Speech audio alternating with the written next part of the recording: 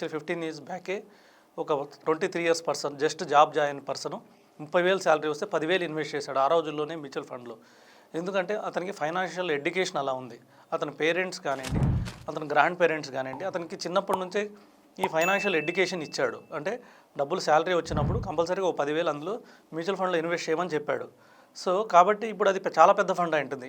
అతని ఆర్థిక క్రమశిక్షణ వల్ల ఇప్పుడు అతనికి ఈజీగా అతని దగ్గర ఒక 1 crore ఫండ్ ఉండే అవకాశం ఉంది. ఎందుకంటే 15 ఏళ్ళ క్రితమే 10,000 మంత్లీ ఇన్వెస్ట్ చేశాడంటే ఈ పాటికి 1 crore 15 ఇయర్స్లో ఈజీగా 1 crore ఫండ్ ఉంది.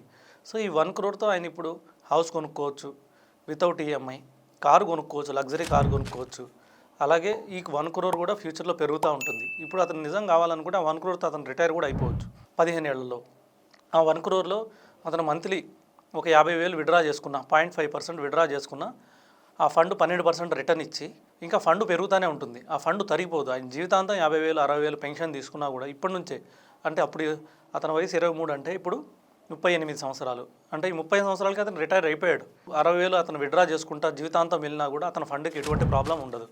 అంటే రిటైర్ అవ్వడం అంటే ఏం పని చేయకపోవడం కాదు. రిటైర్ అవ్వడం అంటే పీస్ఫుల్ మైండ్ ఉండాలి. సో ఆర్థిక ఇబ్బందులు ఉండకూడదు. సో వీటి కోసం ఆర్థిక ఇబ్బందులు కూడా తొలగేటట్టు మనం ఇన్వెస్ట్ చేసుకోవాలి లాంగ్ టర్మ్కి.